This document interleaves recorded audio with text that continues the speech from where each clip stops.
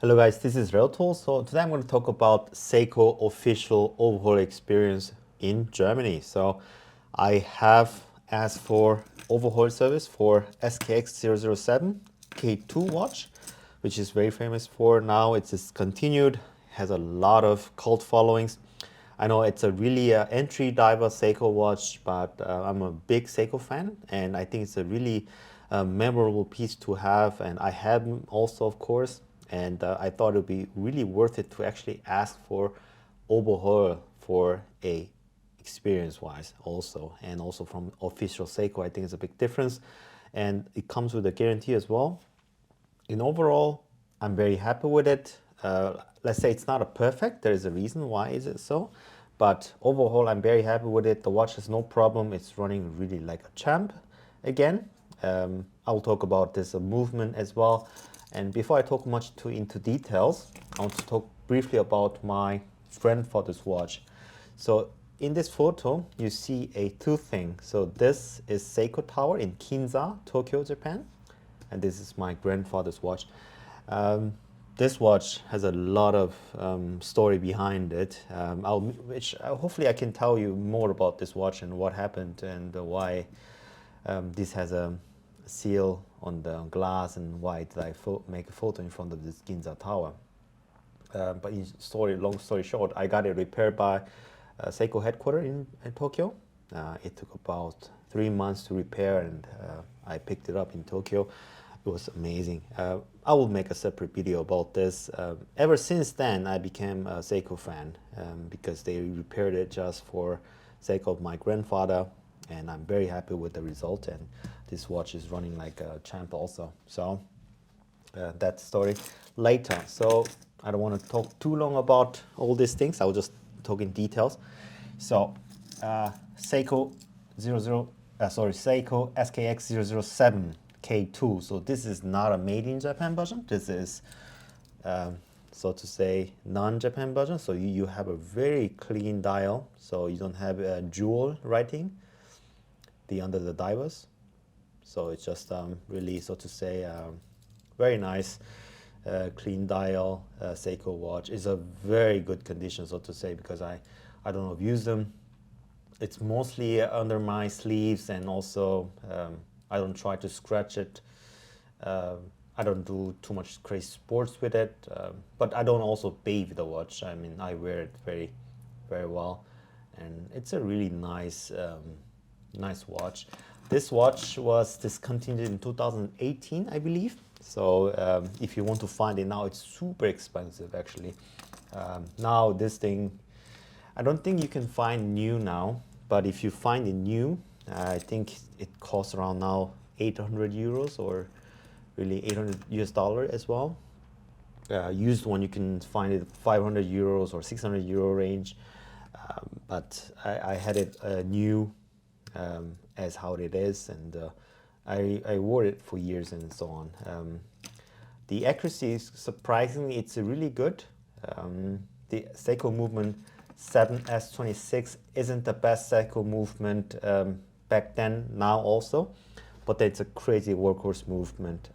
They really made it to really a beater, really workhorse movement that doesn't require a servicing for 10 years or so. Officially, you need a movement overhaul every 2 years, what Seiko official says, but it's a time proven that people have used it for 10 years, 20 years without servicing, but still keeps the time amazingly. So I heard there's also, I know for a fact that there's a plastic parts inside, just because they want to make it more durable and require less servicing, because not all metal parts means it's good for everything. Just they really dialed in, engineered it so that it doesn't need a servicing. I think that was really like the Seiko's ideas to make the mechanical watch or automatic watch available to the public at really low cost price. And that was like in the late 90s and early 2000s. It was really the big Seiko watches, automatic watches were really sold popular, And I also even heard that Seiko really overproduced them, so that's why the price of the watches plunged down too much, because there were so many watches out there. It was really interesting that if you overproduce them, then what happens to the market as well. But nevertheless, in overall, the watch has a really nice, reliable movement. It's called 7S26. Yeah, so the movement-wise, it's a really, really affordable movement. People talk about it on watch forums that the new movement doesn't cost much, and also there's next movement called 4R series movement, and you can buy also the real NH36 movement online, and you can swap them for sure also as well. It's better because it has a hacking movement as well, and also hand writing as well. But nevertheless, I'm not a mod fan. I would like to keep everything original, and I would like to have everything from official manufacturing. For me, modding isn't my cup of tea. I used to really like modding when I was a kid for different things, but in terms of watches, I would like to keep everything original, including the bracelet and also the movement or hands or the bezel, everything. So that was my idea. The thing about this story about this watch is that this watch could almost not repair because it was too old. Too old means like more than 50 years old. And thinking that this watch was almost not able to repair it, I was thinking maybe because I was thinking to keep this watch for a long time. I thought it would be really nice to have it once checked up by official Seiko, you know, to see everything's all right. Especially, I was quite concerned about watertightness of this watch. Movement-wise, I wasn't concerned because I knew that it's running like really well. But this is Daibo's watch. It's Daibo's 200. Sorry, yeah, Daibo's 200. But this water tightness, or so to say water resistance, depends on a lot of gasket condition. So there's behind, there's a gasket and gasket here, and gasket also between the glass and the case. And I wanted to also check if the gaskets are in good condition, they are new, so that this Daibo's 200 or let's say minimum 100 still is valid. This is not forever, you need to service it. So that was the main reason. So in short, again, I live in Germany and I asked for Seiko Germany for this, and I went to boutique of Seiko. I erase all the personal information so that I don't really give a wrong impression to the people who worked on this, but I'm just going to talk about technical details, what happened and how did it go. Yeah, so I asked for overhaul service and they got the watch, and it took about 5 weeks to be repaired, and I waited about 1 week to pick it up, so it took about 5 to 6 weeks to get the service done.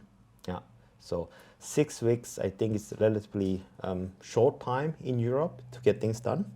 If anything asked for, I mean, you have to wait for a longer time, but I think Seiko did it relatively fast. So I think time-wise it was okay. So after 5 to 6 weeks, I picked it up.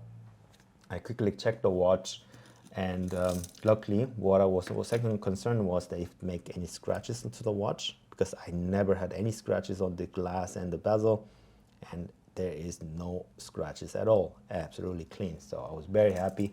They handled my watch carefully. I was very happy.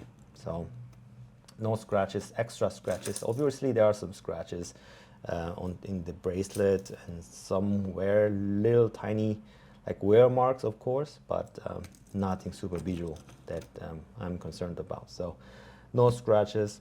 So what they did to this watch is actually, so I'll show you here. So they did the gasket change for the case, and also they replaced the second hands. They replaced the spring bar, and also they changed the gasket of the crown. And interestingly enough, this is a Seiko movement. they replaced it. So it's overhauling or wegtausch, and this is what they changed it. So maybe it's not written clear here if they changed it or overhauled, but the owner told me that this was changed. Yeah, so not the owner, sorry, manager of the boutique said this was completely changed. So it has a new movement now. So very happy with it.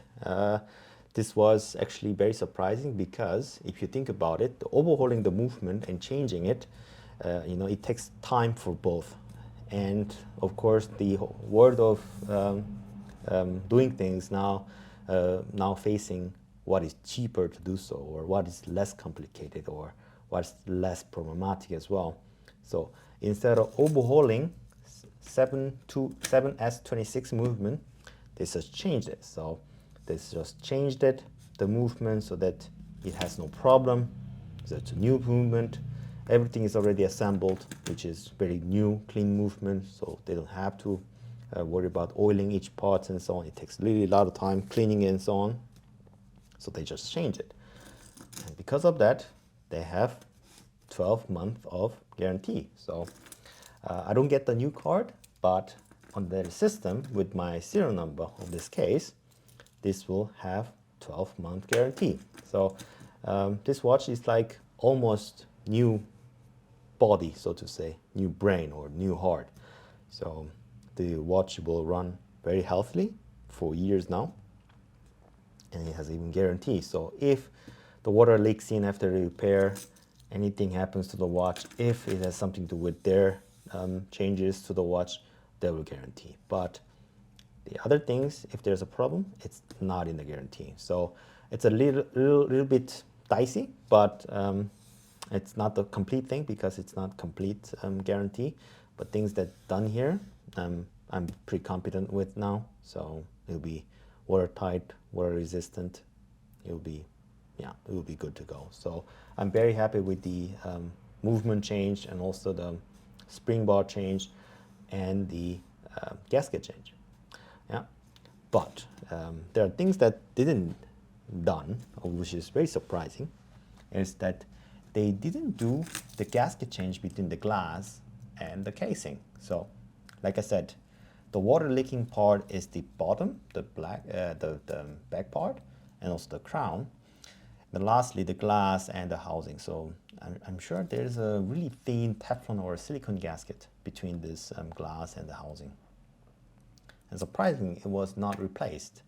Usually, when I have different watches as well, if you overhaul a watch, they disassemble everything, they clean everything with the ultrasound, and they change all the gaskets, and they assemble it back again. So it becomes like a really clean, well thorough cleaned.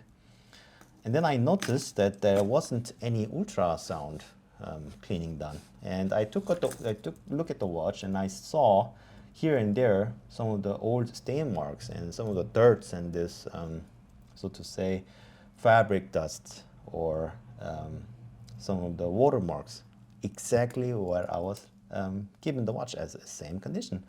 And then I took back to the Seiko and I asked the manager of the same person who took this watch and I got it from. I asked the ultrasound cleaning was not done, and he was very glad to communicate with the service department, and I got it answered within 3 days that it is not included in the service. Yeah, so officially they don't include this, and it was very thankful that they offered. They could send it to different service centers so that they can do this ultrasound cleaning. And I had to thought about it, but actually I didn't want it to because it was just another wait time, and also I really liked the service condition they did right now. I didn't want to risk it again for somehow somewhere goes wrong or anything, because I like it how it is and I can clean it myself.